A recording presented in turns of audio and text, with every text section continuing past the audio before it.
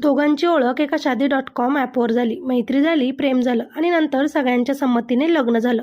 लग्नाचे काही वर्ष सुखात गेले. त्यांना एक मुलगा झाला. मुलगा सांभाळण्यासाठी नवऱ्यानं बायकोचे ऐकून स्वतःच्या आईला न बोलवता सासूला बोलवले आणि त्या दिवसापासून त्यानं स्वतःच्या हाताने स्वतःचा संसार उद्ध्वस्त करून घेतला.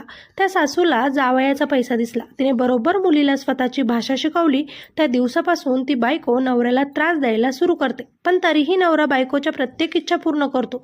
ती जसे म्हणेल तो ऐकतो, कारण त्याला बायको व आपलं मूल महत्त्वाचं होतं. पण बायकोच्या मागण्या दिवसेंदिवस वाढत होत्या. त्या मागण्यांमुळे नवरा खूप कंटाळला. त्याने बायकोला खूप समजावले, पण माहेरच्या लोकांच्या प्रेमात ती इतकी आंधळी झाली की स्वतःच्या हातानं आपला संसार उद्ध्वस्त केला.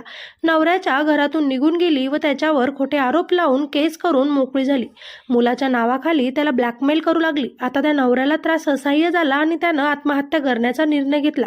पण जाताना बायको व तिच्या घरच्यांना आपल्या मृत्यूचं कारण सांगून गेला. ज्या मुलाला पहिल्यांदा हातात घेतले होते त्याच्यासाठी आपल्याला जीव द्यावा लागेल हा त्या नवऱ्यानं स्वप्नात विचारही केला नव्हता.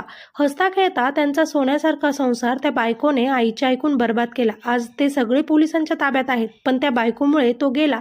तिला शिक्षा होईल का, की काही दिवसात ती परत बाहेर असेल? ही कथा आहे अतुल सुभाषची. त्याला न्याय मिळावा वाटत असेल तर आवाज उठवा. अशा स्त्रियांना शिक्षा द्या, म्हणजे परत एक पुरुष अशा घटनांना बळी पडणार नाही. धन्यवाद.